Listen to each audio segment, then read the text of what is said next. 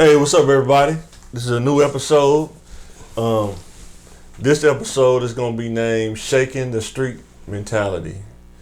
Both of us grew up in Southwest. He grew up in Westgate. I grew up off Chico.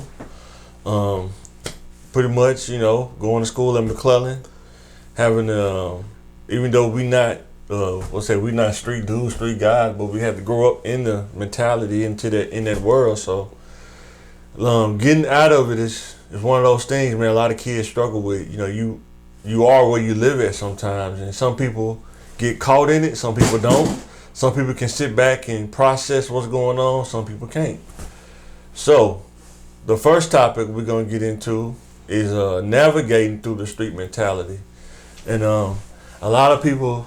I don't know if a lot of kids now may be a little different because, a lot of people migrated to Bryan, suburb area, stuff like that. There's still a number of kids that's, in the neighborhood and in the streets and stuff like that. But, man, it's a hard mentality to try to navigate through, man, especially if you don't have that mentor or somebody to try to, tell you that it's not what you think it is. This is not the end all be all, you know what I'm saying? Yeah, sometimes when we say street logic, street mentality, or trying to shake that, we sometimes just mean your environment. Like, you don't have to be the drug seller. You could be living in projects and making straight A's and going straight to school and doing everything that you're supposed to be doing. So we're not saying but you're in the dope game, you're in a gang lifestyle. We're not saying that. You know what I mean? Like I'm not the hardest guy, I'm not a murderer or anything like that, or putting in work. But just being in an environment, watching that.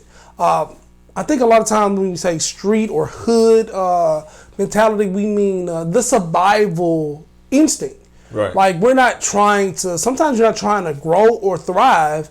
When you kind of grow up in the hood, you end up just surviving. Right. You know what I mean? Let's get this job. Get to the next day, Yeah, let's get this bill paid. Let's eat. Yeah. You know what I mean? Securing your resources, trying to work clothes, trying to survive socially, you know what I mean? And you get in that survival mode, which you learn a lot of skills. You become creative. You become a more dynamic individual.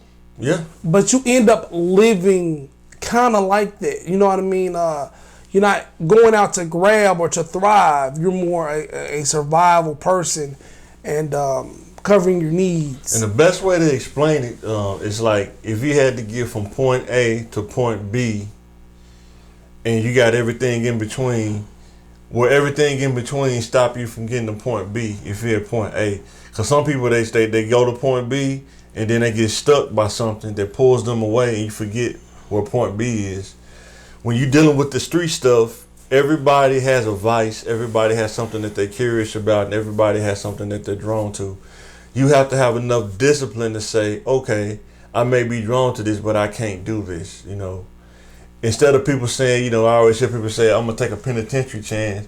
How about you take a corporate chance by upgrading your education and trying to build a strategy to be successful, in the world, in the corporate world, instead of taking a penitentiary chance? Because I'm telling you, I've only heard stories. I've never been to the pen. Don't want to go. That ain't a place you want to be. That's a whole nother level mentality that you may not want to live. I mean, that's like a gladiator mentality. Gladiator school, man. Yeah, but even with the street mentality, it's a difference between, you're dealing with your parents and then you walk out the house. Now you got to deal with the streets by going to school and being out there because, sometimes older people be like, hey, man, you can't speak. But when you in the hood, sometimes you can't just walk up and say, "Hey, how you doing?" It was like, "Hey, man, I don't know you. Why you speaking to me for, man? I don't know you. Why you looking in the eyes? What you staring at for, man? What you trying to do, man?" So you a witness? You get confused. Sometimes you get confused, man, because you go from one code to another code, then you might go to a whole another code. So you got street code, you got your elders and your parents and older people code. And then you got the corporate code. That's 3 different codes you kind of got to shuffle through, and sometimes they be overlap in between. But what you got to say, Jay? And to be labeled for said coding for whichever language you're using or the speaking.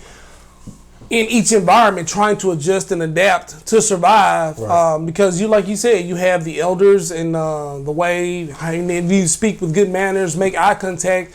Well, making eye contact and, speaking to people, like he said, could actually get you in trouble, maybe in the streets. But then you also want to go to school and, be professional. You know what I mean? And, we'll interchange corporate and professional. We'll make those kind of a little bit interchangeable. But you're kind of stuck trying to find your way. You know what I mean? And he was talking about trying to get to point A to point B, and you have these big dreams because your parents and your teachers are going to tell you to aim big. But sometimes with that hood or struggle mentality, right, you'll get trying to go to point A to point B, but then life will happen. You'll have a baby, or you'll end up with a job or getting injured or something like that. Something happens. You lose your mom, you get depressed. And you make it halfway through, and then you fall down, and then you kind of just stay in that spot. And you're so grateful to still be alive, to not be in jail. You kind of just stay there, and you're so grateful you don't want to take a chance again. Right. And you know what I mean? Yeah, and another thing I see too, because that happened to me, when you graduate from high school, you go from graduating to now being a young adult. If you do not have your thoughts together about what you want to do, that you're gonna have so much idle time on your hands that getting to that point B, you'll start seeing a lot of stuff going by, kind of like being on Instagram or social media. But life is the same way. It's so many things that go past you that you didn't see because you was in school. The whole world opened up to you now, and a lot of people stuff get by and they'll catch you like, oh, let me get that, let me try that, and that keeps you from getting to that point B. One thing that I think sometimes people don't talk about is like the gray area, is who kids see while they're going to school and growing up. A lot of times people that work in the corporate where they work the 9 to 5 every day, work every day, they don't be outside hanging out and stuff like that. When they get home from work, they go in the house, they wind down, you gonna spend time with the family, go to bed. But kids don't see that. What they see is the dudes in the streets. They got the cars, got the girls, and that's what they see. And they don't see the guys who's doing good corporately. I know I didn't see guys in Southwest on Chico that's making 6 figures or something like that. Corporately when I was in high school, I didn't see a lot of those guys. Sometimes they move. They move out the neighborhood. They don't want to live there anymore. They want to upgrade their life. Nothing wrong with that, but I'm saying.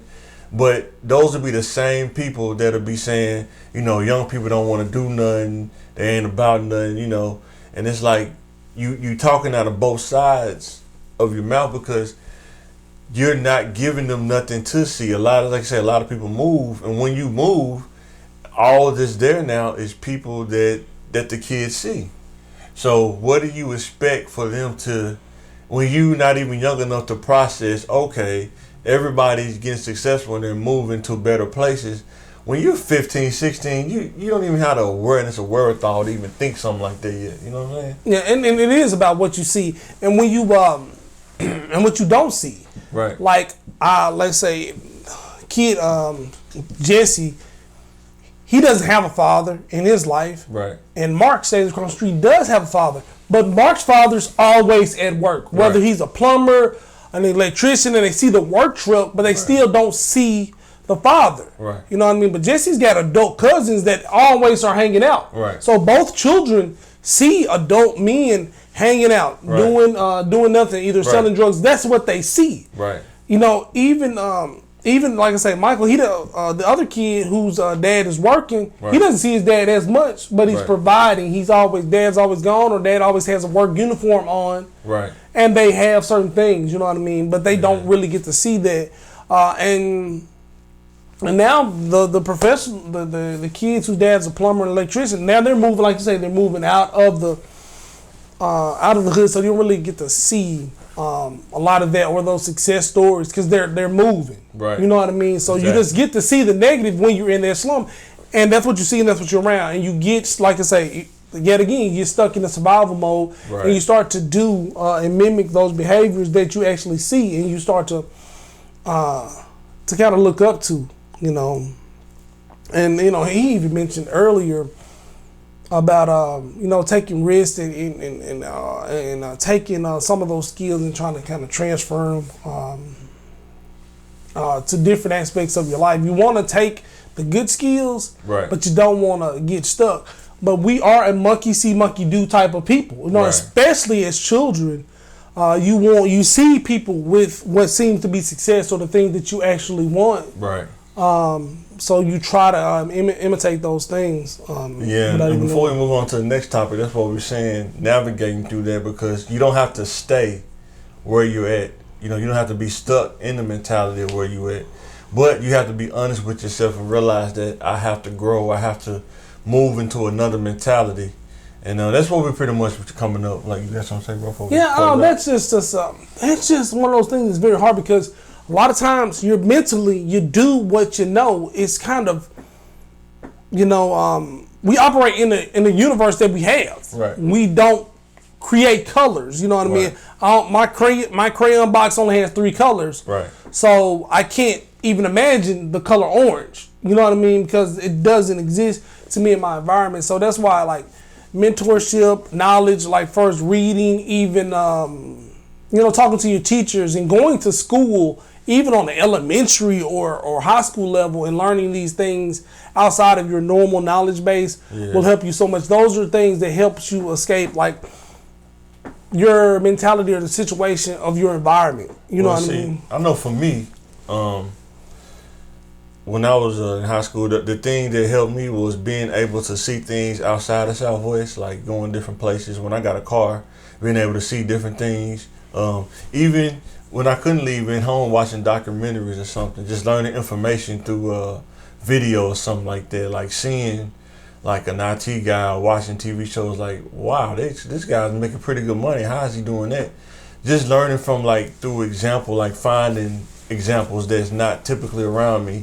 Because I've never really been a fit-in kind of guy anyway. Yeah. And if I didn't have the crayon, I would think, okay, I wonder what it would be like if I got this orange crayon. Let me look that up somewhere. Let me find out, you know what I'm saying? Or somebody else who got the orange crayon, how they using that orange crayon, you know what I'm saying? And that's the thing, seeing someone else with it, or like, what is that color, or being your curiosity. So, but that's something you don't see in your area, in your sandbox, and you want to kind of get out of there. And that's what school is for. That's what interest is for. I mean, because they tell you to shoot for the stars, but they give you, like, you can be an astronaut, the president, a lawyer, or a doctor. Right. And those are those 4 things that you can be.